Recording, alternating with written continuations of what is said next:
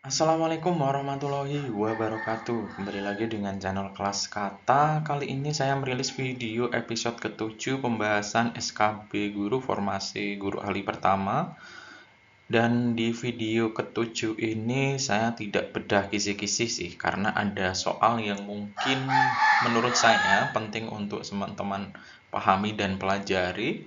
Ini juga sekaligus menjadi soal-soal prediksi saya yang akan muncul di ujian SKB Formasi Guru Ahli Pertama di CPNS tahun 2024 ini. Mungkin teman-teman hari ini hari Senin sudah ada yang ujian, sambil menunggu dan antre pelaksanaan ujian bisa disempatkan untuk menonton video ini karena akan mungkin bisa membantu teman-teman untuk menyelesaikan soal yang muncul di ujian nanti. Baik, langsung kita lihat untuk prediksinya akan seperti apa. Ya, kembali lagi saya tampilkan kisi-kisinya dulu, meskipun nanti perkiraan saya, teman-teman ketika membandingkan antara soal di real test dengan kisi-kisi mungkin kok sepertinya nggak mirip kisi-kisi ya, atau nggak sesuai dengan kisi-kisi ya, karena soalnya lebih mengarah ke ada permasalahan di dalam pembelajaran atau di dalam sekolah, kemudian penyelesaiannya seperti apa gitu. Tapi yang perlu digarisbawahi adalah semua konsep yang muncul tetap sesuai dengan kisi-kisi. Jadi di soal tetap semua sesuai dengan kisi-kisi. Mungkin kita yang bingung menempatkannya karena nggak langsung, oh ini learning objective, oh ini active listening, nggak seperti itu. Itu adalah lebih mengarah ke implementasinya di dalam pembelajaran ataupun kehidupan di lingkungan sekolah. Ini prediksi pertama yang akan saya bahas. Bagi teman-teman yang mau mengerjakan, bisa diklik stop dulu di timer 30-40 detik. Jika sudah, bisa dilanjut. Tapi ini akan langsung saya lanjut ke pembahasan soalnya. Setelah hasil rapor pendidikan keluar, sekolah Anda memiliki predikat kurang maksimal di bagian literasi. Salah satu faktor penyebab rendahnya literasi yaitu kurangnya minat baca peserta didik. Hal tersebut didukung bukti ketika istirahat tidak ada peserta didik yang berkunjung ke perpustakaan. Minimnya buku bacaan yang menarik membuat siswa enggan membaca di perpustakaan. Sebagai tim pengembang sekolah, apa yang akan Anda lakukan dalam rangka mengatasi masalah rendahnya literasi di sekolah? Oke, kita highlight dulu di soal ini, yaitu rapor pendidikan yang rendah, kemudian disebabkan oleh kurangnya minat baca peserta didik. Kurangnya minat baca peserta didik ini disebabkan oleh minimnya buku bacaan yang menarik di perpustakaan. Kemudian apa yang harus dilakukan? Mengajukan permohonan ke sekolah untuk menambah anggaran buku. Oke, mungkin ini dalam rangka menambah buku yang ada di perpustakaan. Meminta peserta didik membaca buku favorit mereka di rumah untuk ditaruh di perpustakaan. Berarti membawa ya, ini membawa di perpustakaan. Yang C, mengumpulkan buku yang dimiliki guru untuk ditaruh di perpustakaan. Ya, bisa saja untuk menambah referensi. Menyebarkan angket untuk mengetahui buku yang disukai peserta didik dan mencari cara untuk memperolehnya. Oke. Meminta bantuan alumni untuk berdonasi buku bacaan di perpustakaan sekolah. Oke. Ada beberapa hal yang positif di sini ya. Mungkin B sangat kurang sesuai. Ada A, C, D, dan E. Teman-teman, triknya seperti ini. Pesan saya yang pertama, cari yang dikaitkan dengan peserta didik. Maka di sini jawaban menyebar angket untuk mengetahui buku yang disukai peserta didik. Oke, ada peran peserta didik di sini dalam rangka menambah minat baca mereka ya. Jadi kita harus memperhatikan peserta didik. Nanti cari jawaban yang tipenya semacam ini. Berikutnya, jawaban yang konsepnya sama itu pasti salah. Misalkan, oh ini buku dikumpulkan dari guru boleh nggak? Oh boleh. Buku dikumpulkan dari alumni boleh nggak? Oh boleh. Ini kan konsepnya sama. Mencari buku dari pihak lain. Nah, ini konsepnya sama. Yang A juga bisa dilakukan, tetapi kurang luas. Nah, kenapa D lebih sempurna? Ada peran siswa, kita mencari tahu apa sih yang dibutuhkan peserta didik dan mencari cara untuk memperolehnya. Caranya gimana? Oh, bisa menambah anggaran. Oh, bisa lewat alumni. Oh, bisa dari guru-guru. Bukunya dari guru-guru. Sehingga poin D ini kalau kita gambarkan bentuknya seperti ini ada A, ada C, ada E. Maka kita pilih yang paling luas. Mungkin teman-teman nanti akan menemukan tipe soal yang semacam ini ketika di real testnya. Itu untuk jawaban soal pertama. Mari kita lanjut di prediksi soal kedua. Soal prediksi kedua, Anda adalah guru bahasa Indonesia yang mengajar di kelas 8. Ketika mengajar materi teks puisi rakyat, semua siswa sudah tuntas dalam memahami hakikat puisi rakyat seperti pengertian, ciri, struktur, dan kaidah kebahasaan. Tetapi ketika pada capaian pembelajaran memproduksi teks puisi rakyat, sebagian besar siswa kebingungan dan kesusahan. Bagaimana tindakan yang Anda lakukan mengatasi permasalahan tersebut?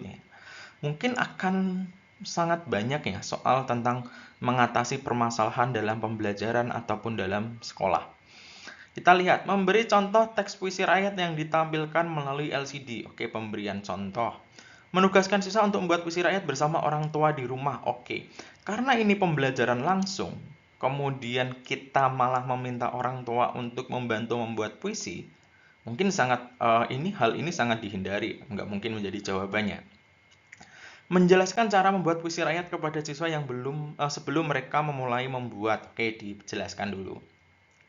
Yang D, memberikan bimbingan kepada siswa untuk membuat puisi rakyat di kelas dengan panduan dan langkah demi langkah. Oke. Meminta siswa yang berhasil membuat puisi rakyat untuk membantu siswa yang kesulitan. Oke. Tipsnya adalah seperti ini.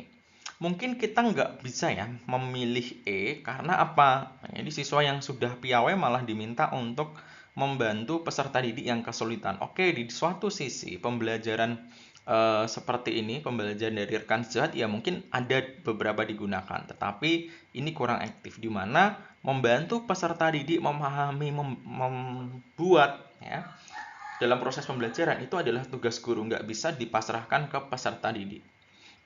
Ini jawaban yang tepat adalah yang D, memberikan bimbingan kepada siswa untuk membuat puisi rakyat di kelas dengan panduan langkah demi langkah. Oke, kenapa nggak contoh? Kenapa nggak menjelaskan cara? Oke, pembimbingan ini sudah termasuk menjelaskan, sudah termasuk pemberian contoh. Karena pembimbingan ini maknanya luas, sehingga siswa terbantu cara membuatnya seperti apa, step by step-nya. Kalau mereka butuh contoh, dikasih. Kalau mereka butuh penjelasan bagaimana cara membuat, dikasih. Sehingga jawaban D ini paling luas. Mungkin teman-teman kalau tidak memahami akan merasa, A bisa dilakukan, C bisa dilakukan, D bisa dilakukan. Gitu. Tapi teman-teman bisa pilih yang paling luas. Dan ini makna pembimbingan, ya termasuk menjelaskan cara, pemberian contoh, semacam ini. Nah, itu untuk prediksi soal kedua. Nitip iklan beberapa detik bagi teman-teman yang belum membeli paket SKB Guru Ahli Pertama, silahkan mengunjungi www.temanasn.com. Ada paket tryout SKB Guru Ahli Pertama, ada 3 paket 300 soal di sini, hanya Rp79.000. Silahkan ke www.temanasn.com. Soal prediksi ketiga, seperti biasa mau mengerjakan bisa di stop dulu. Setiap peserta didik berhak mendapatkan layanan pendidikan tanpa terkecuali. Sekolah Anda termasuk salah satu sekolah yang menerima siswa berkebutuhan khusus. Di kelas Anda terdapat peserta didik dengan hambatan pendengaran total atau tunarungu. Strategi yang kurang relevan untuk kegiatan pembelajaran adalah, ya mungkin teman-teman nanti akan mendapatkan soal inklusi, meskipun nanti berbeda-beda ya. Ada yang mendapatkan tunarungu, tunawicara, kemudian ada ADHD gitu. Nanti tinggal penyelesaian dalam pembelajarannya seperti apa. A. Selalu menggunakan teks untuk menjelaskan materi. B. Memberikan soal yang terstruktur dengan baik dalam bentuk tulisan. C. Pembelajaran berbasis kelompok kecil sehingga mereka dapat saling membantu sama lain dalam memahami materi menyelesaikan tugas. D. Meminta teman yang terampil menggunakan bahasa isyarat untuk membantu siswa tunarungu dalam memahami materi. E. Menggunakan alat peraga atau objek nyata yang dapat membantu siswa untuk menghubungkan konsep dengan dunia nyata. Oke, kalau kita lihat, semua ini bisa digunakan. Tetapi kita yang kurang relevan yang mana? Oke, penggunaan teks dalam penjelasan materi ini sangat mendukung, ya, sangat bermanfaat bagi peserta didik yang tunarungu. Memberikan soal terstruktur dengan baik dalam bentuk tulisan, oke, tulisan sama dengan teks, oke, ini sama. Pembelajaran berbasis kelompok kecil sehingga mereka dapat saling membantu, oke, ini juga bisa. Kelompoknya kecil ya, nggak besar. Kalau besar mungkin nanti proses diskusinya dia nggak bisa Apalagi dalam kondisi ini ya, maksudnya di kelompok besar kemudian dia bagian dari kelompok itu, untuk diskusi mungkin agak susah. D. Meminta teman yang terampil menggunakan bahasa isyarat untuk membantu siswa tunarungu dalam memahami materi. E. Menggunakan alat peraga atau objek nyata yang dapat membantu siswa menghubungkan konsep dengan dunia nyata. Oke, ini nggak mungkin ya. Ini nih jawabannya yang D. Konsepnya gini, peserta didik yang piawai dalam menggunakan bahasa isyarat malah diminta untuk membantu siswa yang tunarungu. Dalam suatu momen ini memang bisa dilakukan, misalkan dalam bentuk kelompok, dalam pengerjaan tugas kelompok, diskusi kelompok, siswa yang bisa menggunakan bahasa isyarat bisa untuk membantu. Tetapi untuk memahami materi, ini tugas guru. Harusnya guru malah belajar bahasa isyarat, tidak memasrahkan kepada peserta didik lain yang bisa. Ya, jadikan guru sebagai penyelesai atas masalah yang ada. Ya, tidak bisa dialihkan ke orang lain, termasuk siswa lain. Nanti siswa yang terampil menggunakan bahasa isyarat ini malah kehilangan kesempatan untuk belajar. Jadi jawaban untuk soal ini adalah yang D ini. Kurang relevan. Baik, kita lanjut ke soal berikutnya. Prediksi soal keempat. Seorang guru bahasa Indonesia mengajar materi teks pidato dengan elemen berbicara. Tujuan pembelajarannya adalah peserta didik mampu berpidato dengan suara, ekspresi, gestur yang tepat, serta memiliki rasa percaya diri. Teknik penilaian yang sebaiknya dilakukan adalah, ini terkait dengan asesmen. Saya kira kisi-kisi asesmen juga banyak, nanti teman-teman juga akan sering menemukan soal ini di real testnya. Ini kita lihat ya, kegiatan pembelajarannya apa? Oh, mampu berpidato. Berpidato itu praktik, menampilkan, tidak ada produknya. Siswa melakukan, seperti hanya permainan olahraga, berarti melakukan, nggak ada produk yang dihasilkan. Penilaian diri, nggak mungkin penilaian diri untuk menilai keterampilan. B. Penilaian produk dengan rubrik penilaian produk ini juga nggak bisa karena berbasis produk. Penilaian kinerja disertai dengan penilaian praktik, ya ini benar.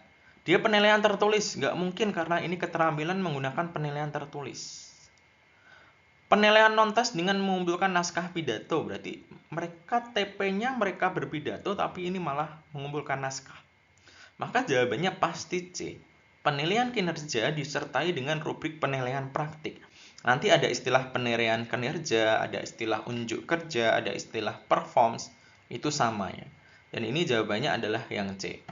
Tips mengerjakan soal asesmen, teman-teman perhatikan, TP-nya itu masuk ke ranah pengetahuan atau keterampilan. Kemudian ada produk atau tidak.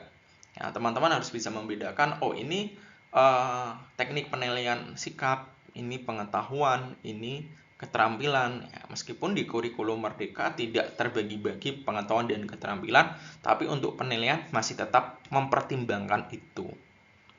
Nah, itu untuk soal jawabannya yang C ini. Nah, itu tadi pembahasan prediksi soal SKB CPNS Formasi Guru Ahli Pertama. Mungkin nanti teman-teman kalau sudah ujian bisa kembali ke video ini untuk berkomentar apakah menemukan soal dengan tipe-tipe semacam ini. Saya doakan bagi teman-teman yang melaksanakan SKB CPNS, doa terbaik untuk teman-teman bisa menjadi yang terbaik dan lulus sehingga di tahun 2025 nanti mendapatkan NIP. Doa terbaik pesan saya, banyak doa, semangat, yakin, percaya diri. Jangan lupa mengerjakan soal sambil senyum. Terima kasih telah menyimak video ini.